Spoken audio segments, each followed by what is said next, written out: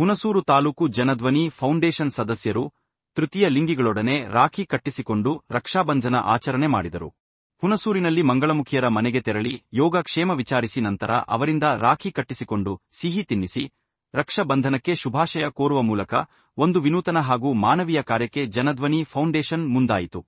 ಇದೇ ವೇಳೆ ಮಾತನಾಡಿದ ಫೌಂಡೇಶನ್ ಅಧ್ಯಕ್ಷ ವಕೀಲ ಆಯರಹಳ್ಳಿ ಪ್ರವೀಣ್, ಅಣ್ಣ ತಂಗಿಯರ ಪವಿತ್ರ ಸಂಬಂಧವನ್ನು ಬೆಸೆದು ಇನ್ನಷ್ಟು ಗಟ್ಟಿ ಮಾಡುವ ಹಬ್ಬವೇ ರಕ್ಷಾಬಂಧನ. ಈ ಹಬ್ಬವನ್ನು ಪ್ರತಿವರ್ಷದಂತೆ ಈ ವರ್ಷವೂ ನಮಗೆ ರಾಖಿ ಕಟ್ಟಿ ಸಂಭ್ರಮಿಸುತ್ತಿದ್ದಾರೆ. ಅವರಿಗೂ ಅಣ್ಣ ತಮ್ಮಂದಿರು ಇದ್ದು ಯಾರೂ ಇಲ್ಲದಂತೆ ಜೀವನ ನಡೆಸುತ್ತಿದ್ದಾರೆ. ಅವರ ಮನಸ್ಸಿನ ಭಾವನೆಗಳನ್ನು ಅರಿತುಕೊಂಡು ಈ ಸಮಾಜ ಅವರನ್ನು ಗೌರವದಿಂದ ಕಾಣಬೇಕು. ಉದ್ಯೋಗ ಕಲ್ಪಿಸುವ ನಿಟ್ಟಿನಲ್ಲಿ ಈ ಸಮುದಾಯಕ್ಕೆ ಸರ್ಕಾರದಿಂದ ಸೂಕ್ತ ಸ್ಪಂದನೆ ಅಗತ್ಯವಿದೆ. ಇವರು ಸ್ವಾವಲಂಬಿ ಜೀವನ ನಡೆಸಲು ಸ್ತ್ರೀ ಶಕ್ತಿ ಮಾದರಿಯಲ್ಲಿ ಸ್ವಸಹಾಯ ಸಂಘ ರಚಿಸಿ ಆರ್ಥಿಕ ಚಟುವಟಿಕೆಗಳನ್ನು ನಡೆಸಲು ನೆರವಾಗಬೇಕು ಎಂದರು.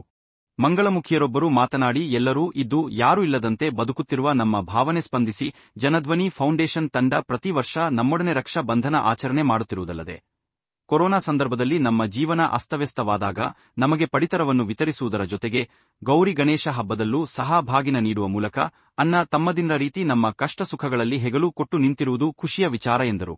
ಈ ಸಂದರ್ಭದಲ್ಲಿ ಫೌಂಡೇಶನ್ ಅಧ್ಯಕ್ಷ ವಕೀಲ ಆಯರಹಳ್ಳಿ ಪ್ರವೀಣ್, ಕಾರ್ಯದರ್ಶಿ ಸುನೀಲ್, ಗೌರವಾಧ್ಯಕ್ಷರಾದ ಕಲ್ಕುನಿಕೆ ಭಾಸ್ಕರ್, ಮಂಗಳಮುಖಿಯರು ಸೇರಿದಂತೆ ಮತ್ತಿತರರು ಉಪಸ್ಥಿತರಿದ್ದರು.